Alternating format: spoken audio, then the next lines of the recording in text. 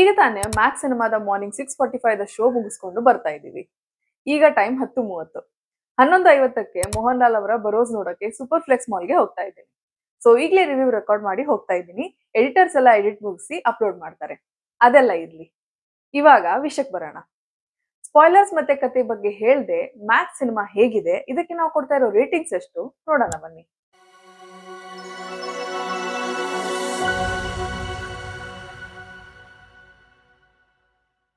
Max ಒಂದೇ ರಾತ್ರಿಯಲ್ಲಿ ನಡೆಯುವಂತಹ ಕತೆ ಅಂತ ಸುದೀಪ್ ಅವರು ಸುಮಾರು ಇಂಟರ್ವ್ಯೂಸ್ ನಲ್ಲಿ ಹೇಳಿರೋದು ಅಷ್ಟೇ ಅಲ್ಲದೆ ಟ್ರೇಲರ್ ನಲ್ಲೂ ಸಹ ಅದನ್ನ ತೋರಿಸಿದ್ದಾರೆ.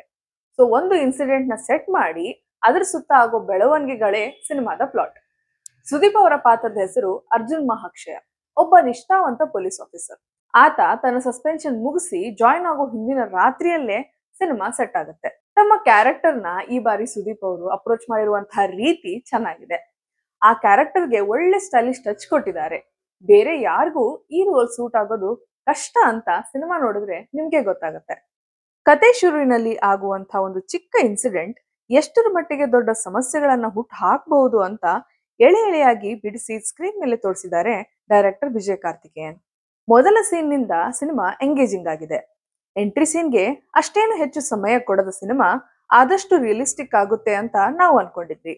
ಆದ್ರೆ ಮುಂದೆ ಆಗಿದ್ದೇ ಬೇರೆ. ಇರ್ಲಿ, ಈಗ ಸಿನಿಮಾದ ಕ್ವಾಲಿಟಿ ಬಗ್ಗೆ ಹೇಳೋದಾದ್ರೆ ಟೆಕ್ನಿಕಲಿ ಸಿನಿಮಾ ಸ್ಟ್ರಾಂಗ್ ಆಗಿದೆ. ಬೆರಳೆಣಿಕೆಯಲ್ಲಿರುವಂತಹ ಲೊಕೇಶನ್ಸ್ ಗಳನ್ನ ಚೆನ್ನಾಗಿ ಕ್ಯಾಮರಾದಲ್ಲಿ ಸೆರೆ ಹಿಡಿದಿದ್ದಾರೆ. ಸಿನಿಮಾದ ಮೇನ್ ಸ್ಟ್ರೆಂತ್ ಅಂದ್ರೆ ಇದರ ಆಕ್ಷನ್ ಕೊರಿಯೋಗ್ರಫಿ. ಸಿನಿಮಾ ಒಂದು ಆಕ್ಷನ್ ಥ್ರಿಲ್ಲರ್ ಅಂದ್ರೂ ತಪ್ಪಾಗಲ್ಲ, ಅಷ್ಟು ಆಕ್ಷನ್ಗಳು ಸಿನಿಮಾದಲ್ಲಿ ತುಂಬಿವೆ. ಇವನ್ ಅಜನೀಶ್ ಅವರ ಬ್ಯಾಕ್ ಗ್ರೌಂಡ್ ಸ್ಕೋರ್ ಕೂಡ ಫ್ರೆಶ್ ಆಗಿದೆ. ಆದ್ರೆ ಬರ್ತಾ ಬರ್ತಾ ಸ್ಕೋರ್ಸ್ ಸ್ವಲ್ಪ ಓವರ್ಲೋಡ್ ಆಯ್ತು ಅಂತ ಕೊನೆಯಲ್ಲಿ ಅನ್ಸೋಕೆ ಪ್ರಾರಂಭ ಕೂಡ ಆಯ್ತು. ಈ ತರಹದ ಸಿನಿಮಾದಲ್ಲಿ ಸಾಂಗ್ಸ್ ಅವಶ್ಯಕತೆ ಅಷ್ಟಾಗಿ ಇರೋದಿಲ್ಲ. BGM ಟ್ರೀಟ್ಮೆಂಟ್ ಇಂಪ್ಯಾಕ್ಟ್ ಫುಲ್ ಆಗಿದ್ರೆ ಸಾಕು. ಆದ್ರೂ ಕೂಡ ಒಂದು ಚಿಕ್ಕ ಸಾಂಗ್ ಬಂದಿದ್ದು ಸ್ವಲ್ಪ ವಿಶೇಷ ಅನ್ಸಿದ್ದು ಯಾಕೋ ಅಷ್ಟು ಅಪೀಲಿಂಗ್ ಅನಿಸ್ಲಿಲ್ಲ.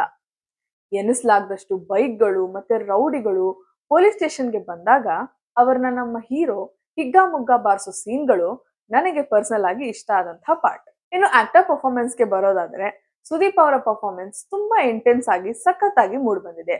ಈ ಪರ್ಟಿಕ್ಯುಲರ್ ಸಿನಿಮಾದಲ್ಲಿ ಅವರ ಸ್ವ್ಯಾಗ್ ಚೆನ್ನಾಗಿದೆ. ಕ್ರೈಮ್ ಪೊಲೀಸ್ ರೋಲ್ ಅಲ್ಲಿ ಇರುವಂತಹ ವರಲಕ್ಷ್ಮಿ ಅವರ ತೆಳ್ಳಗಿನ ಗೆಟಪ್ ಮತ್ತೆ ಆಕ್ಟಿಂಗ್ ತಕ್ಕ ಮಟ್ಟಿಗೆ ವರ್ಕೌಟ್ ಆಗಿದೆ. ಇನ್ನುಳಿದಂತೆ ಸುಧಾ ಬೆಳವಾಡಿ ಮತ್ತೆ ಕಾನ್ಸ್ಟೇಬಲ್ ರೋಲ್ಸ್ ಗಳಲ್ಲಿ ಇರುವಂತಹ ಕ್ಯಾರೆಕ್ಟರ್ಗಳು ಡೀಸೆಂಟ್ ಆಗಿ ಆಕ್ಟಿಂಗ್ ಮಾಡಿದ್ದಾರೆ.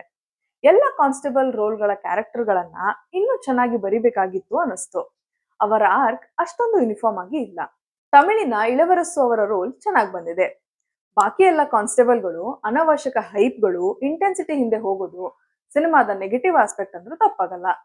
ಸುನಿಲ್ ಅವರ ಗನಿ ಪಾತ್ರ ಮೇನ್ ವಿಲನ್ ರೋಲ್ ಅಲ್ಲಿ ಅಷ್ಟು ಇಂಪ್ಯಾಕ್ಟ್ಫುಲ್ ಆಗಿಲ್ಲ. ಕೊನೆಯಲ್ಲಿ ಒಳ್ಳೆ ರೌಂಡ್ ಆಫ್ ಕೂಡ ಸಿಗದ ಪಾತ್ರ ಅದು.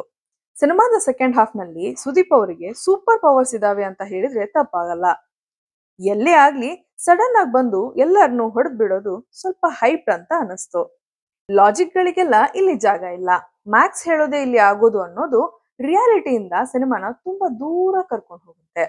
ಮಾಸ್ ಎಲಿಮೆಂಟ್ಸ್ ಚೆನ್ನಾಗಿದ್ರು ಎಲ್ಲ ಒಂದೇ ಕ್ಯಾರೆಕ್ಟರ್ ಸುತ್ತ ಇರೋದ್ರಿಂದ ಬೋರ್ ಕೂಡ ಆಯ್ತು. ಸಿನಿಮಾದಲ್ಲಿನ 2 ಟ್ವಿಸ್ಟ್ಗಳು ಎಕ್ಸ್ಪೆಕ್ಟ್ ಮಾಡೋಕೆ ಆಗೋದಿಲ್ಲ. ಅವು ಚೆನ್ನಾಗಿ ವರ್ಕೌಟ್ ಆಗಿವೆ. ಡೈರೆಕ್ಟರ್ ಯಾಕೋ ತಮಿಳಿನ ಲೋಕೇಶ್ ಕನಗರಾಜ್ ಅವರ ಕೈದಿ ಸಿನಿಮಾದ ತರ ಒಂದು ಸಿನಿಮಾ ಮಾಡಿಬಿಡೋಣ ಅಂತ ಮಾಡಿದಂಗೆ ಇದೆ ಮ್ಯಾಕ್ಸ್.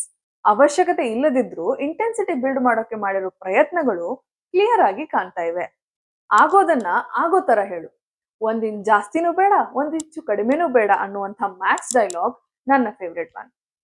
ಸಿನಿಮಾದಲ್ಲಿನ ದಾಸ್ ಪಾತ್ರ ಅಲ್ಲಿ ಸ್ವಲ್ಪ ಇಷ್ಟ ಆದ್ರೂ ಸಹ ಆಕ್ಟಿಂಗ್ ಟೋನ್ ಸ್ವಲ್ಪ ಜಾಸ್ತಿ ಆಗಿರೋದ್ರಿಂದ ಆ ಕ್ಯಾರೆಕ್ಟರ್ನ ಚಾರ್ಮ್ ಡೌನ್ ಆಗ್ಬಿಡ್ತು. ಡೈರೆಕ್ಟರ್ ಯಾಕೋ ಮ್ಯಾಕ್ಸ್ ಪ್ರೀಕ್ವೆಲ್ ಅಥವಾ ಅದರ ಸುತ್ತ ಒಂದು ಯೂನಿವರ್ಸ್ ಬಿಲ್ಡ್ ಮಾಡುವಂತ ಲಕ್ಷಣಗಳು ಕಾಣ್ತಾ ಇದೆ. ಒಟ್ಟಾರೆಯಾಗಿ ಮ್ಯಾಕ್ಸ್ ಒಂದು ರೀತಿಯ ಸುದೀಪಾವಳಿ ಅಂದ್ರೂ ತಪ್ಪಾಗಲ್ಲ. ಈ ಸಿನಿಮಾಗೆ ನಾವು ಕೊಡ್ತಾ ಇರೋ ರೇಟಿಂಗ್ 10ಕ್ಕೆ 5. ಇದೇ ರೀತಿಯ ಆನೆಸ್ಟ್ ರಿವ್ಯೂಗಳಿಗಾಗಿ ನಮ್ಮ ಚಾನೆಲ್ ಅನ್ನ ಸಬ್ಸ್ಕ್ರೈಬ್ ಆಗಿ ಹಾಗೂ ಪಕ್ಕದಲ್ಲಿರೋ ಬೆಲ್ ಐಕಾನ್ ಅನ್ನ ಕ್ಲಿಕ್ ಮಾಡಿ.